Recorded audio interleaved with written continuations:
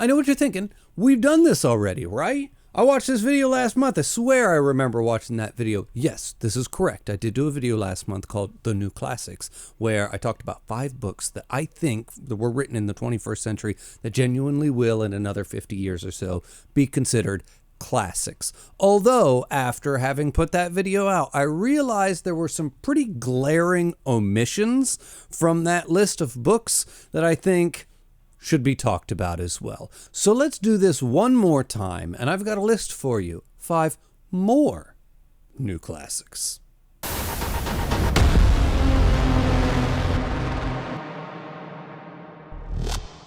Now, in the last video that I made on this topic, I made a glaring mistake. I included a book that was written in the year 2000 on that list, and I was very quickly corrected by the comment section.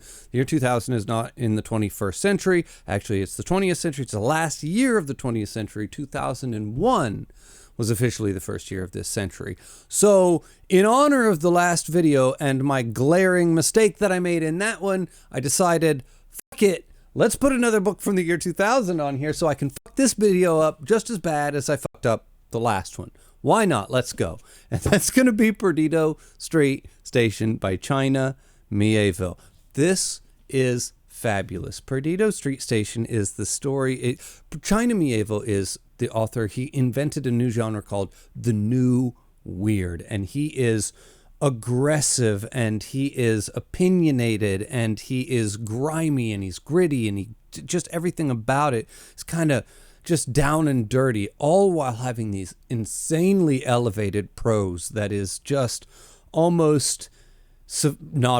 extremely sophisticated and elegant and eloquent while describing grimy and gross and just grungy cityscapes, and the world building is just so down and dirty while being so sophisticated in the way that he's speaking. It's amazing. Now, Perdido Street Station is the story of New Crobuzon, this city in this world, and there is a man, and he will be approached by a creature of sorts whose ability to fly has been stripped from him, and he's going to pay him to restore his ability to fly. This is then going to lead them on an adventure of creation and discovery, and in the process of the experiments that he's going to do, something will be unleashed, and then this will terrorize the city. They'll then have to deal with this problem that they've kind of created. It's wild. And China's style of writing is almost aggressive in how unique it is and how strong his opinions are, and you can kind of feel where his opinions lie as you're reading the book, which is fine with me. Might be off-putting to some people, but it is just so stunningly well written. It immediately almost elevated China to a damn near household name from nothing, and he's been going strong ever since. Next up, we can't talk about books from the 21st century that are going to become classics without talking about Cixin Liu and the Three-Body Problem. Love it or hate it, because this book is quite polarizing. I think that you can't deny that this is going to probably be a classic. This is a Chinese book that was translated into English with pretty poor characterizations, and it's hard, about as hard sci-fi as you're going to get, and it still broke through the zeitgeist into mainstream consciousness and awareness because it is that phenomenally impressive.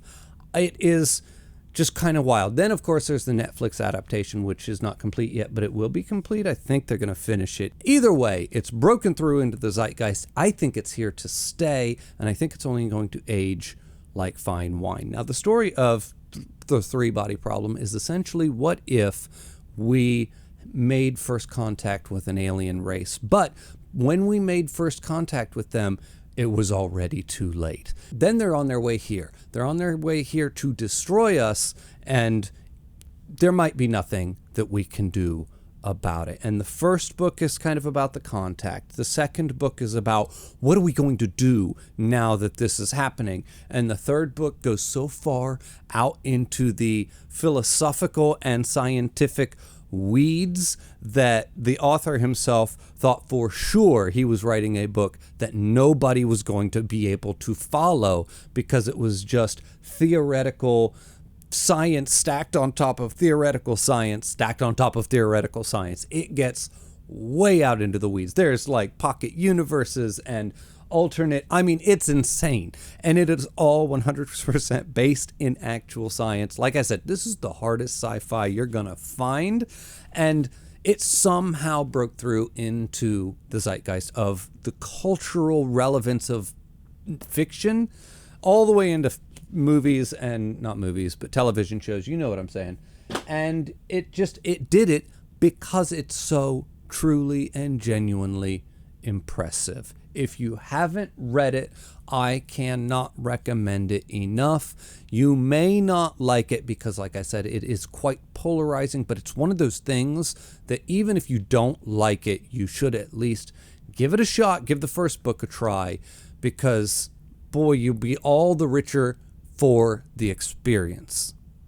Next up, let's talk about David Mitchell and Cloud Atlas. This is just a phenomenal book. This book is written in a series of little short stories that are almost like their own little bubble, starting in the 1800s, moving a little bit forward in time, moving a little bit forward in time, moving all the way up to a slightly near future and then a far future post-apocalyptic story.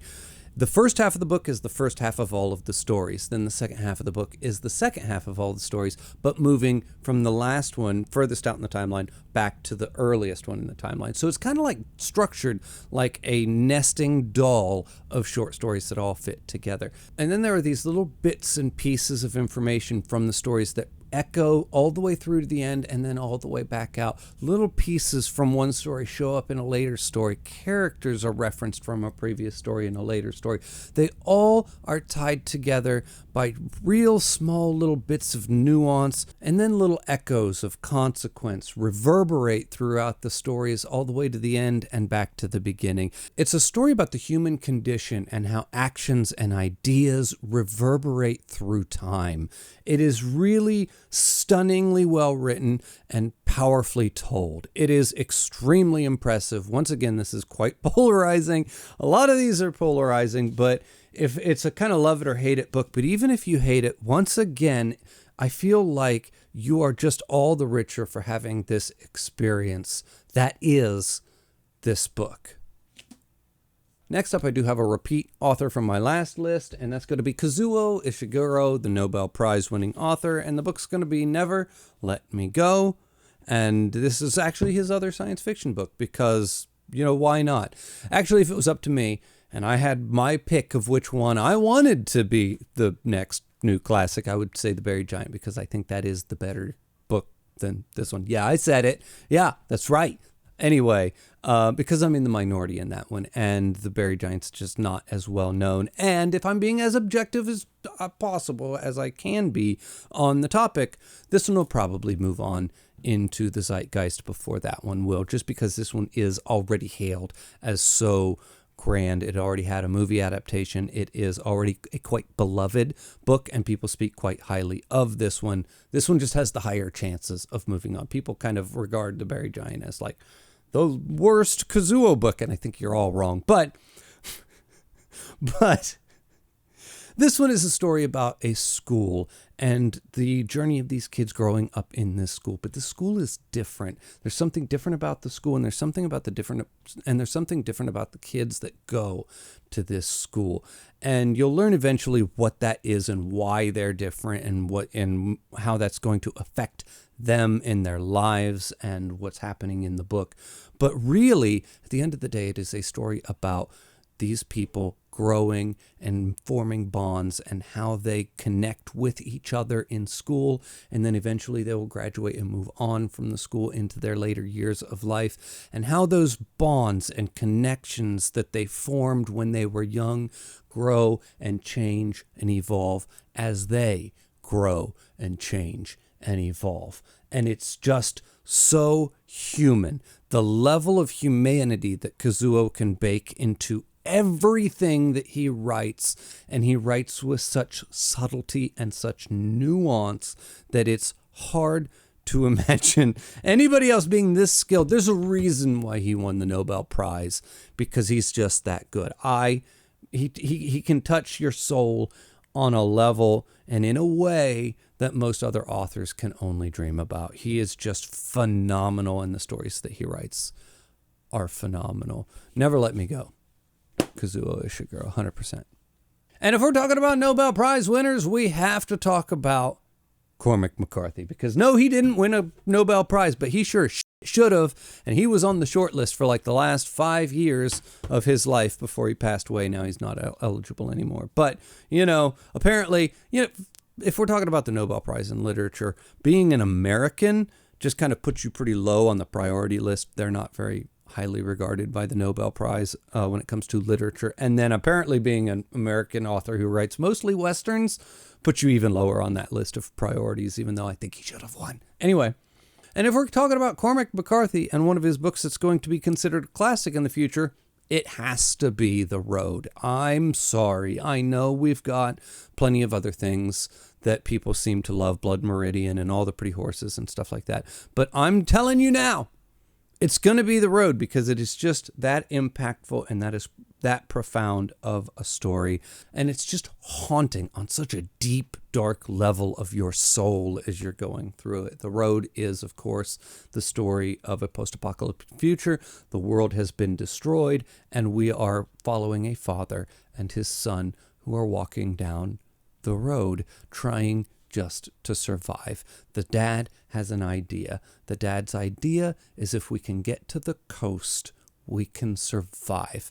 And what makes this idea, what solidifies it for him, is kind of nebulous and kind of ambiguous, but that's the idea. And the story then is just, we're going to travel down this road and we're going to get there. And if we can get there, it's going to somehow be okay, but first we have to get there. And this is that journey, and it is bleak, and it is brutal, and it is hard. It is emotionally taxing for you as the reader, just struggling through this awfulness that these people have to go through to try not to die in this world that they are forced to exist in. It is powerful. It's quite impressive. Anyway, that is my list. Those are my picks for the 5 more new classics. I think they will absolutely be considered. What do you think will be considered a new classic in the next 50 years that's written in this century? With the exception of the year 2000, of course, because fuck it, why not? Anyway, everybody, as always, the link for my Patreon's in the description below. The link for my Discord's in the description below. Thank you for watching, and I'll see you next time.